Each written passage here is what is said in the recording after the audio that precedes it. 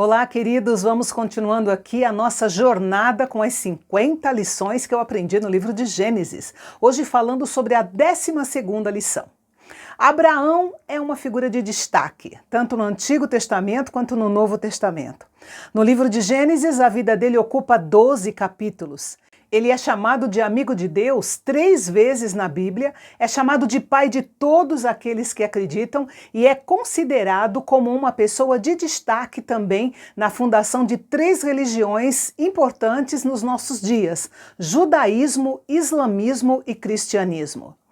O capítulo começa com a fala de Deus reafirmando o que ele já havia falado com Abraão em Ur dos Caldeus, conforme nós lemos lá em Atos capítulo 7. Depois disso, já em Harã, ele e a sua comitiva saíram em direção a Canaã.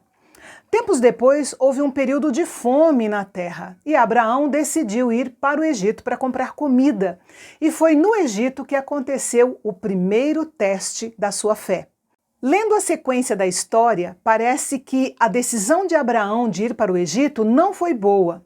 Em nenhum lugar Abraão é diretamente condenado pela sua decisão de descer ao Egito. Mas o que aconteceu lá deixa claro que as suas ações não foram resultado de uma vida de fé. Abraão não consultou a Deus, mas agiu de acordo com o seu coração.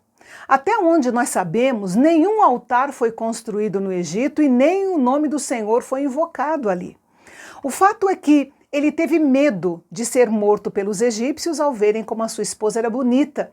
E em vez de pedir a ajuda do Senhor, Abraão arquitetou um esquema.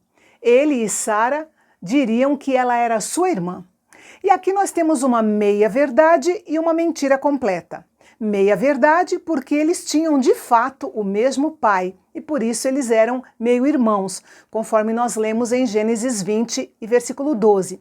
Mas também era uma mentira completa, porque na verdade eles estavam escondendo o fato de que eram casados.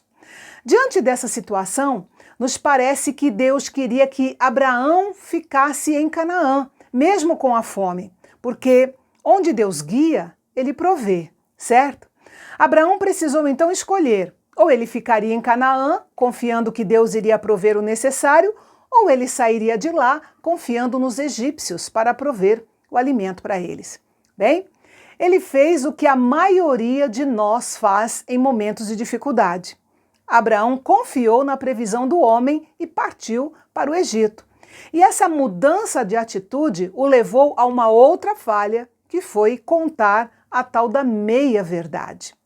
Acontece que Deus não é frustrado por mentiras, dúvidas ou pelos nossos erros.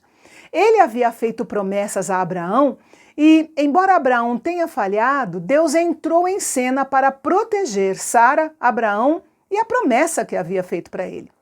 O Senhor incomodou Faraó e os egípcios com uma grande praga por causa de Sara. E Abraão foi chamado, foi confrontado severamente, repreendido por Faraó, que não aceitava ele ter contado aquela meia verdade. Nós vemos aqui a paciência de Deus com Abraão. Olha que interessante. Abraão saiu do Egito com mais riquezas do que quando veio. Só que provavelmente no meio dessas riquezas extras que Abraão recebeu, veio Agar, serva de Sara, que mais tarde se tornou uma grande pedra de tropeço para Sara e para Abraão. Nós falaremos dela no capítulo 16. Mas o ponto principal desse relato é que Deus permanece fiel a nós mesmo quando nós somos infiéis. E finalizando, eu gostaria de deixar para você algumas lições desse capítulo. Não importa se você é uma pessoa de fé e tem promessa de Deus, tenha cuidado, porque você pode cair. Vitórias passadas não são garantia de vitórias futuras. Cada prova necessita de um novo exercício na nossa fé. Outra coisa, durante os períodos de dificuldades, a sua fé deve estar em Deus e não na provisão do homem. Mais uma coisa, cuidado para que a sua falha não acabe prejudicando outras pessoas. Olha que Abraão envolveu a sua esposa na sua falha e só não foi trágico porque Deus interveio. Quando Deus coloca você em um teste, não tente contorná-lo. Apenas passe, não se esquive.